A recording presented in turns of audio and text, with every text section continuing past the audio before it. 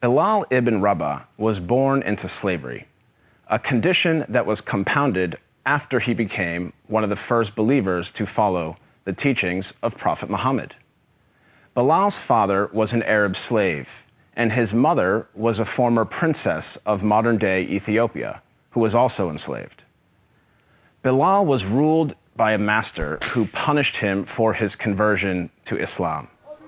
He dragged Bilal around Mecca, encouraging people to mock him.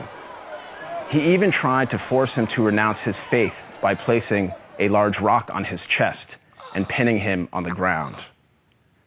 But far from renouncing his faith, Bilal showed a defiance and strength in the face of persecution and violence. Impressed by Bilal's steadfastness to the Islamic faith, Prophet Muhammad sent one of his closest friends, Abu Bakr, to pay for Bilal's freedom.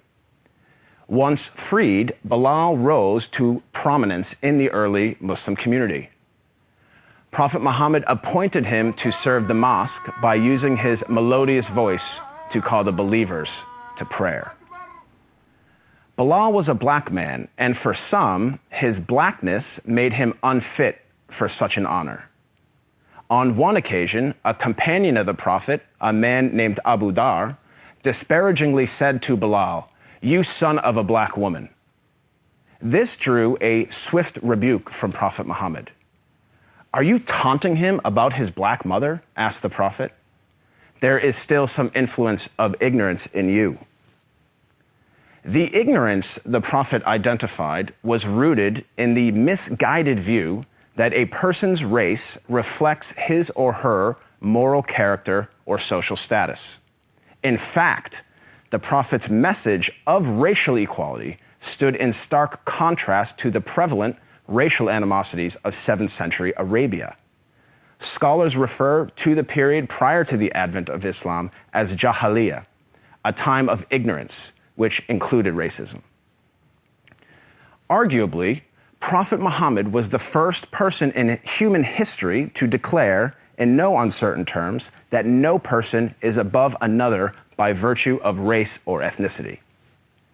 This declaration is crystallized in one of the Prophet's notable speeches, his last sermon, as it is known, which was delivered on Mount Arafat in 632 AD. In that sermon, the Prophet unequivocally condemned racism when he said, "All mankind is descended from Adam and Eve. An Arab has no superiority over a non-Arab, and a non-Arab has no superiority over an Arab. A white person has no superiority over a black person, nor a black person has any superiority over a white person, except by piety and good action." Ever since then, Prophet Muhammad's teachings on racial equality have inspired human beings to strive for racial equality and justice for all. Consider the life of Al-Hajj Malik al-Shabazz, more commonly known as Malcolm X, the black Muslim civil rights leader who battled racism in the 1950s and 1960s. After performing the Hajj, or Islamic pilgrimage, to the city of Mecca, Malcolm wrote his famous letter from Mecca, in which he said, "There were tens of thousands of pilgrims from all over the world. They were of all colors, from blue-eyed blondes to black-skinned Africans. But we were all participating in the same ritual, displaying a spirit of unity and brotherhood that my experiences in America had led me to believe never could exist between the white and the non-white." He added that he had never before seen sincere and true brotherhood practiced by all colors together, irrespective of their color. The Hajj for Malcolm represented a shift away from racism and towards racial equality. The teachings of Prophet Muhammad encouraged all people to strive towards anti-racism, which is quite different than simply non-racism. While non-racists do not openly express prejudiced views, they also do not work to dismantle racism in any given society. The Prophet of Islam actively challenged and dismantled the covert, the overt, and the systematic racism around him.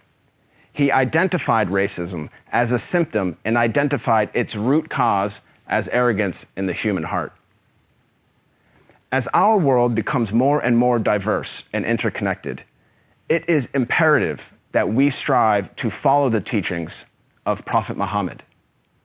I am not a Muslim myself, but I have to say that I am deeply inspired by the anti-racism of Prophet Muhammad because he showed that a person is distinguished over another not by race, but rather by the quality of one's character and conduct. I am Craig Considine for the Amir Stein Center.